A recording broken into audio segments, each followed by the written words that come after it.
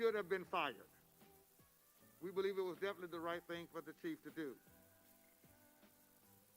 But we also believe this shooting to have been an act of inexcusable deadly violence. Therefore, we are calling on the Harris County District Attorney's Office, led by Kim Ogg,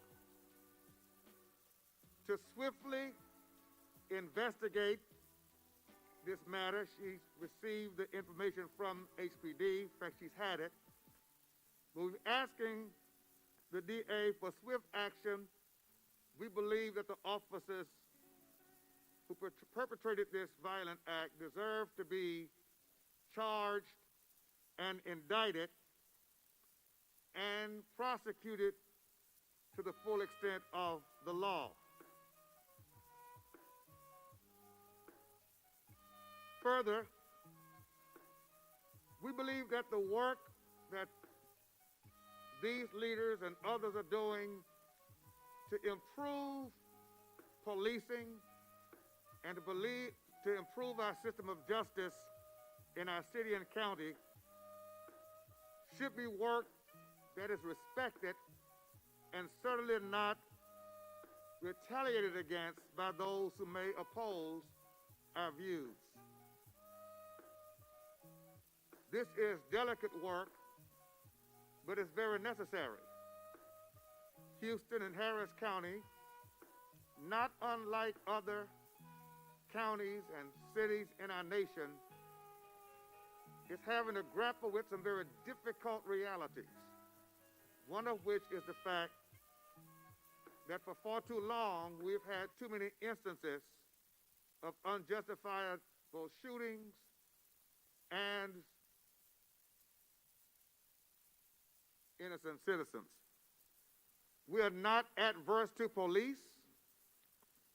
We are avid supporters of police, and our actions have demonstrated that over the years. But we too are definitely opposed to excessive violence, discrimination, and other forms of unfair treatment of any citizens. We believe that all citizens, whether you live in zip code 77008 or 77020, your zip code should not determine how you're treated by police, and your interaction with police should not be influenced by race, color, gender, or status. We believe that all citizens deserve equal treatment and equal protection under the law. Finally, we are urging all citizens to join us in responding to this crisis with peaceful calls for justice, understanding that we too, as a city and as a county, must be challenged to rise to meet the levels of respect, mutual respect for all citizens as required by our Constitution and the laws of the land. And as people of God, we believe that it's our responsibility to speak up on behalf of the unjust shooting and killing of Mr. Chavez as we would any other citizen. He too was an American citizen, a citizen of our city, and deserved not to have been treated as he was on April 21st, 2020. To close our comments with these words, and that is this: injustice anywhere is still a threat to justice everywhere. And we cannot truly value any man until we value all men the same. Thank you for hearing our statement. At this time, we'll ask if there are any questions. If not, Cesar Espinosa here with Fiel will have a statement, and then we'll return for questions. Cesar. Thank you. Thank you, Bishop Dixon, and thank you to all of you, and thank you for the folks that are watching. This morning, as we sat there and we saw the events that unfolded, we were very appalled at what happened. And at the end, and at first, we would like to begin with our heartfelt condolences to the Chavez family, who are never going to be the same, who are never going to be whole again, because at the end of the day, Nicolas Chavez is gone. We want this to be a moment, a defining moment in Houston's history, where Houston has the ability to either continue as is, which is not working out for us, or to really begin to make sweeping changes so that we can lead the nation and we can lead by example in where, as a nation, we should go. Houston prides itself in being the most diverse city in the United States. And in that diversity, there is beauty. And in that beauty, there is people like us all around. So we ask that all the powers that be take matters into their hands and really begin sweeping reforms across all policing, all police forces, and across the system, so that we will not have another Nicolas Chavez or anybody die at the hands of police. 21 shots. 21 shots rang into Mr. Chavez's body while he laid there on his knees. We want this once again to be a defining moment in Houston's history where we can say we stood up and we did what was right for the citizens of Houston and everybody who resides within the greater Houston area. We also condemn the actions of the Houston Police Officers Union, who are still finding excuses, even though before they even saw the video and after seeing the video, we know that we condemn their statements because they're only amplifying the divisions that occur within us. And we ask for their leadership to retract and to bring unity so we can all come together, because at the end of the day, as Bishop said, we all would like to go home to our families. We thank the great men and women of Houston who are out there serving every single day. We thank the citizens of Houston who are serving every single day. And we ask that the community ask for justice in a peaceful manner. And we will be there alongside of you, because that's how we are. We not only fight for you in the halls of Congress, in the halls of City Hall, but we are also there on the street with you. And I have bear witness to what Bishop Dixon and everybody who's around me does for our community. I'm going to say it in Spanish now. Yeah. So, es importante, en la mañana vimos que cómo falleció Nicolas Chavez en las manos de algunos oficiales de la policía de Houston. 21 disparos entraron a su cuerpo en lo que él estaba arrodillado en el piso. Esto a nosotros nos conmovía mucho porque él no tenía que vivir, no tenía que morir. Y al final del día queremos que la familia Chávez sepa que ellos están en nuestras oraciones y que vamos a luchar para que haya justicia para Nicolas Chavez. Él no merecía esto. Él merecía poder vivir y regresar con su familia como cualquier otra persona, incluyendo los oficiales de la policía de Houston. Es importante que nosotros busquemos que haya cambio en la ciudad de Houston para que así juntos podamos decir que en este momento definitivo de nuestra ciudad nosotros tomamos acciones proactivas y no más acciones reactivas. Nosotros queremos que haya cambios para que no haya otra familia que esté sufriendo con la familia de Nicolas Chavez. Y queremos que haya cambios para que se mejore las relaciones y no se deteriore más las cosas en lo que ha pasado últimamente en la historia de los Estados Unidos. Condenamos al sindicato de la policía porque ellos aún, sabiendo lo que ocurrió el día de 21 de abril, están excusando a estos oficiales cuando Nicolas estaba en sus rodillas y no poseía ningún threat en contra de la policía de Houston. Ellos podían haberse hecho para atrás y no tenían que disparar 21 veces en el cuerpo de este hombre.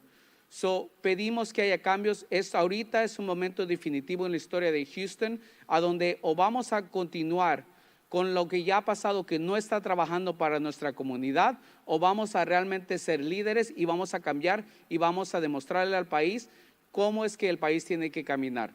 Solo les pedimos a la comunidad que exijan justicia, pero que la exijan de una manera pacífica, y nosotros, como estamos en el Congreso, como estamos en los pasillos del Concilio de la Ciudad de Houston, vamos a estar con ustedes también en los pasillos y en las calles, porque eso es lo que nosotros hacemos y queremos nosotros exigir justicia como toda la comunidad y como la familia de Nicolás Chávez. Le damos gracias al Bishop Dixon y a todas las personas que están reunidas con nosotros, porque juntos vamos a hacer el cambio y estamos con la comunidad en conjunto. Gracias. Thank you, Cesar. Let me say this. A few months ago, we watched an officer's knee on the neck of George Floyd. The nation has not been the same. In fact, the world has not been the same since that video was released. Today, in Houston, Texas, we witnessed the release of a video with a man on his knees, unarmed, posing no threat, being shot 21 times.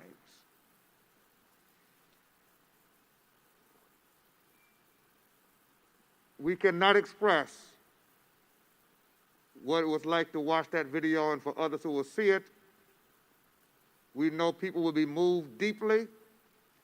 But here again, another one of God's children has been treated publicly as if his life did not matter, had no value. And we are saying today that Houston now takes its place amongst the conversation, the national conversation, in a way that does not represent the best of Houston. But one of these instances is one too many. And we will continue our outcry and pushing for justice until justice is done. May God bless the family of Nicholas Chavez. May God bless our city. At this time, are there any questions from members of the media? Yes.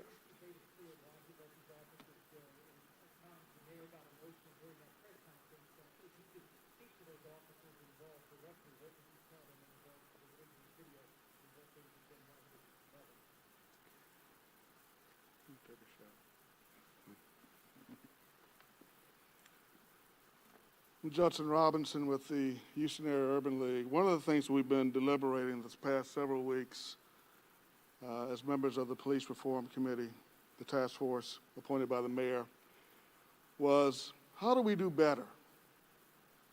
What can we do differently to ensure that what you saw today does not occur, not only in Houston, but across our country? And it would be unfair to say that we're the best at what we do, especially in evidence of what we saw today. There's room for improvement, ladies and gentlemen. And we, as a leading city in the country, I think should lead in the endeavor to be better.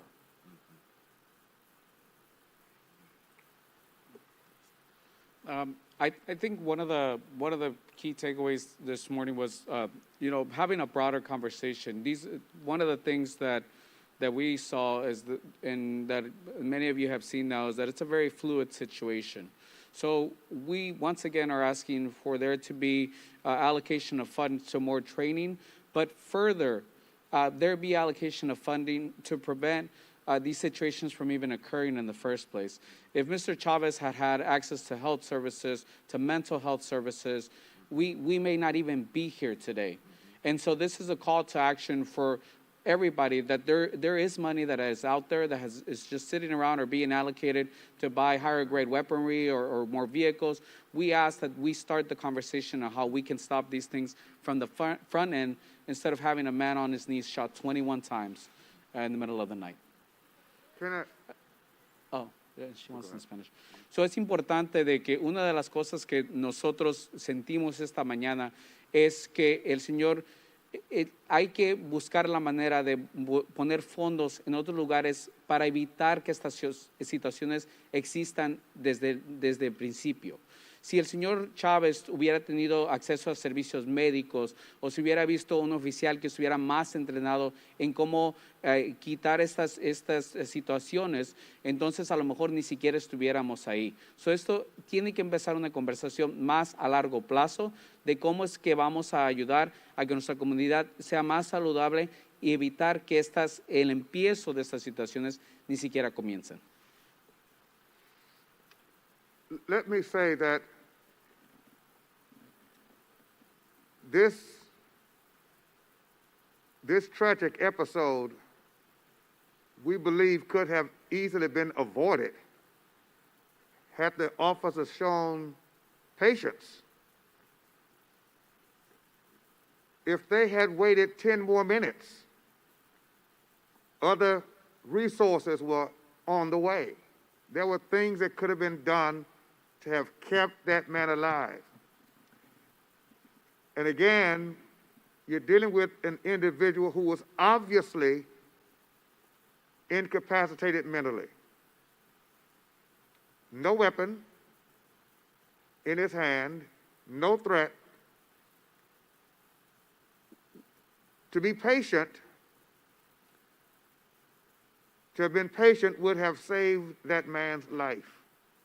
And that should have been the priority at that point in this situation. Any other questions?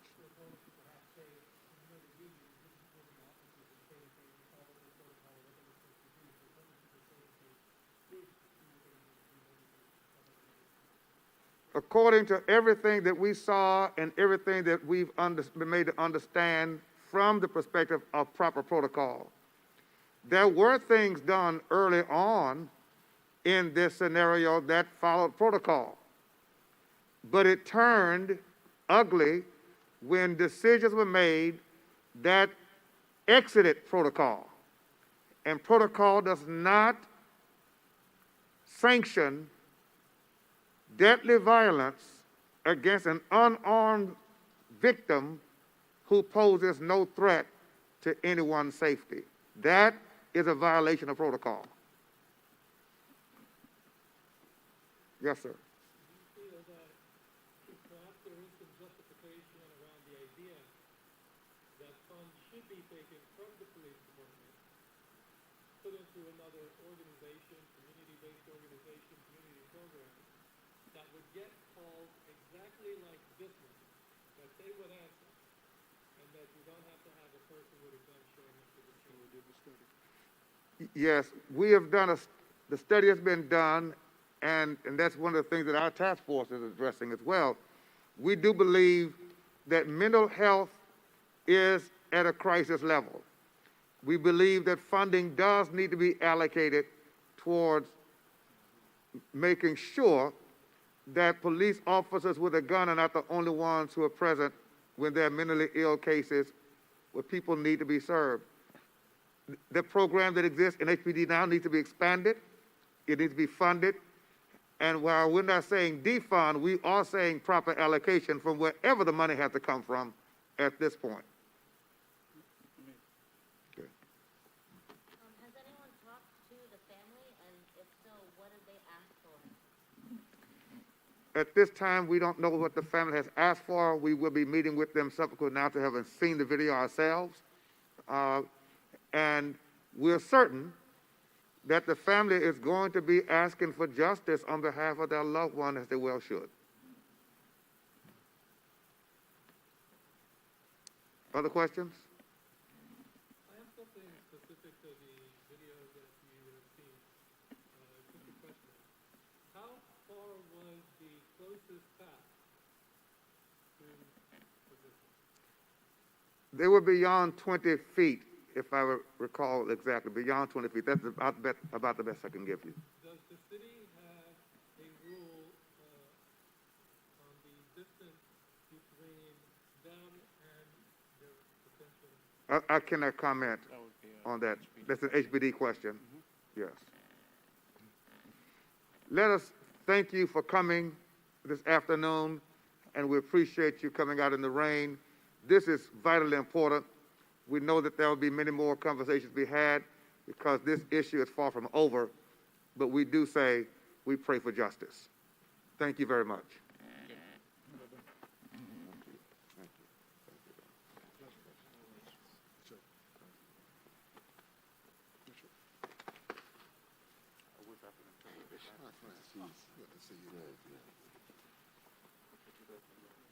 Cesar.